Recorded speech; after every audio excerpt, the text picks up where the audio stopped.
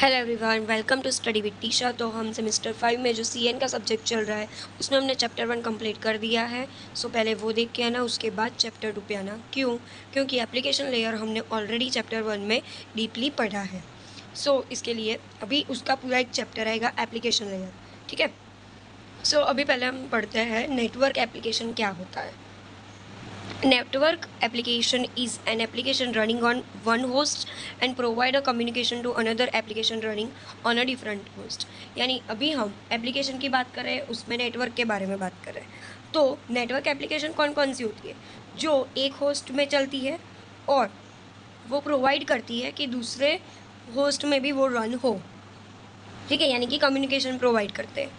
A network application development is writing programs that run on different end system and communicate with each other over the network। यानी कि network application को हमें develop करना हो तो हमें क्या करना होगा? तो पहले तो हमें राइटिंग प्रोग्राम लिखने पड़ेंगे ऑन डिफरेंट सिस्टम में। एक सिस्टम यहाँ पे तो यहाँ पे प्रोग्राम करना पड़ेगा, एक सिस्टम यहाँ पे है तो हमें यहाँ पे प्रोग्राम करना पड़ेगा और दोनों के बीच में कम्युनिकेट कराना पड़ेगा। To the web application there are two different programs that communicate with each other over। यानी कि हमारे वेब एप्लीकेशन में, वेब यानी कि हम जो गूगल या फिर ये सारी चीज़ें जो यूज़ कर रहे हैं उसमें टू डिफरेंट प्रोग्राम्स हैं। कौन से? टू डिफरेंट प्रोग्राम्स हैं that communicate with each other. वो दोनों प्रोग्राम जो है वो एक दूसरे के साथ कम्युनिकेट कर रहे हैं। Browser program running in the users host. Browser यानी कि जो हम गूगल पे कुछ भी लिखते हैं और रिक्वेस्ट भेजते हैं तो वो जो प्रोग्राम रन होता है वो यूज़र के होस्ट पे रन होता है और वो हमने रिक्वेस्ट भेज दी तो वो वेब सर्वर प्रोग्राम पे रन होता है, वो वेब सर्वर होस्ट होता है। तो ये दोनों होस्ट एक दूसरे के साथ कम्युनिकेट करते हैं। यानी कि मैंने रिक्वेस्ट, देखो यहाँ पे वेब एड्रेस है, यहाँ पे मैंने रिक्वेस्ट भेजी तो ये वेब ब्राउज़र क्लाइंट हुआ, क्लाइंट हमारा वेब ब्राउज़र हुआ, यानी कि यहाँ पे एक प्रोग्राम रन हुआ और उसने रिक्वेस्ट यहाँ पे भेजी। अभी रिक्वेस्ट आ गई तो वेब सर्वर उसका प्रोग्राम रन करेगा, इस यहाँ वाला, ठीक है, और फिर रिटर्न करेगा आंसर। तो ये क्या हुआ? दोनों होस्ट ने अपने अपने प्रोग्राम रन करके एक दूसरे के साथ कम्युनिकेशन की, ठीक है।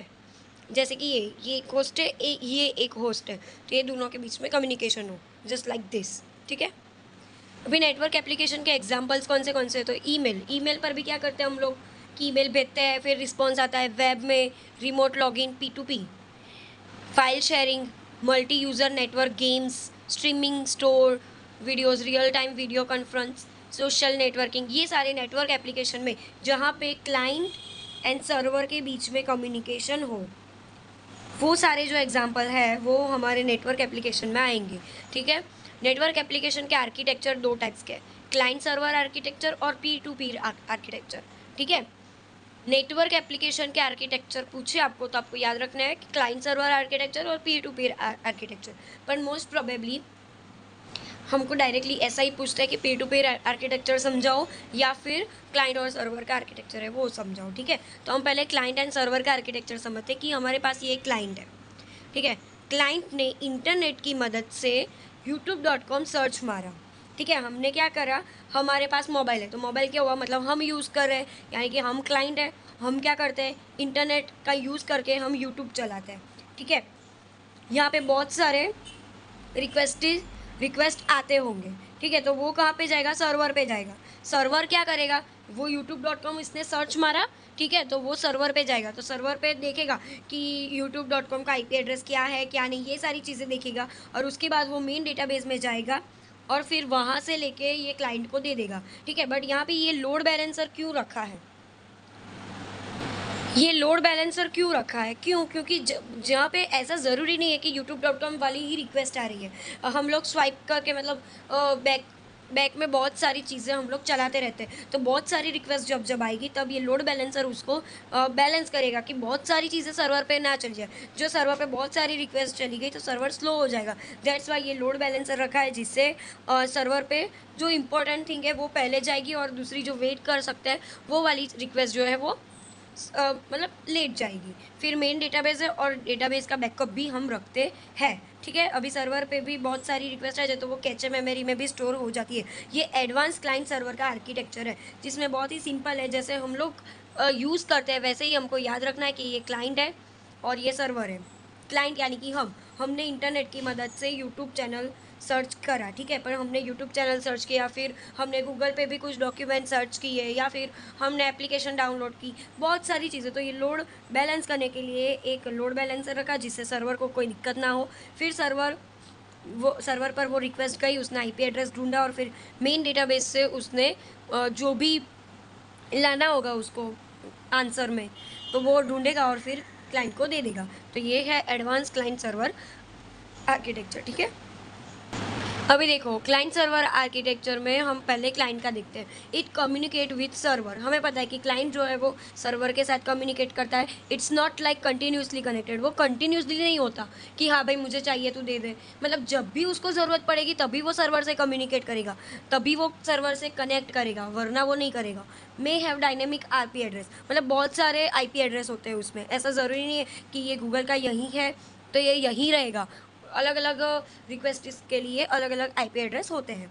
Do not communicate directly with each other. वो डायरेक्टली नहीं, क्लाइंट डायरेक्टली नहीं सर्वर के साथ कम्युनिकेट करता, वो इंटरनेट की हेल्प लेता है, फिर लोड बैलेंसर में जाता है, उसके बाद वो सर्वर के पास जाता है, ठीक है। जैसे कि एग्जाम्पल तरीके हम पीसी और मोबाइल, जिससे हम रिक्वेस्ट करते हैं, ठीक है।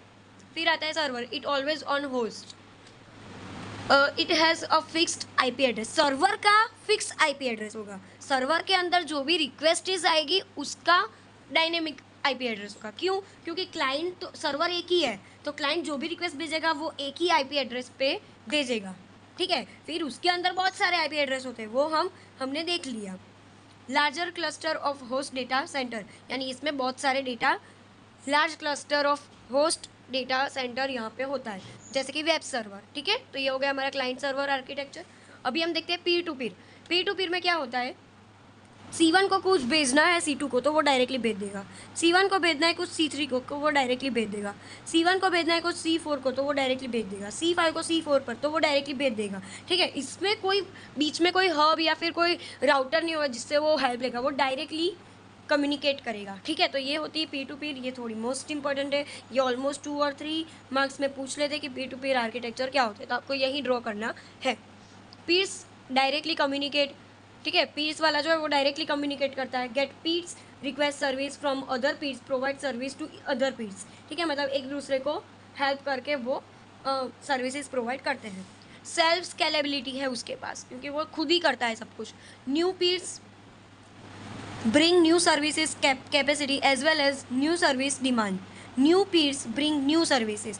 बहुत सारी peers जो हम न्यू वाली करते हैं तो उसकी कैपेसिटी बढ़ जाती है, as well as new service demand भी बढ़ जाती है। peers are alternatingly connected and change IP address. Complex management, थोड़ा बहुत कॉम्प्लेक्स मैनेजमेंट होता है क्योंकि ये बहुत एक दूसरे के साथ ऐसे कनेक्ट होते हैं ना, इसलिए। बट वो अल्टरनेटली कनेक्ट होते हैं और उसका आईपी एड्रेस है बहुत बार चेंज होता है, ठीक है। अभी हम नेक्स्ट लेक्चर में प्रोसेस कम्युनिकेटिंग एंड सॉकेट के बारे में बात करेंगे। फॉर नेक्स्ट लेक्चर में आपको इसके कोई भी नोट्स चाहिए तो आप मुझे डीएम कर सकते हो। लाइक शेयर सब्सक्राइब कर देना, और कोई भी डाउट हो तो स्टडी विद टीशा नेम की मेरी इंस्टाग्राम आईडी है, उस पर आप मुझे डीएम कर सकते हो, ठीक है।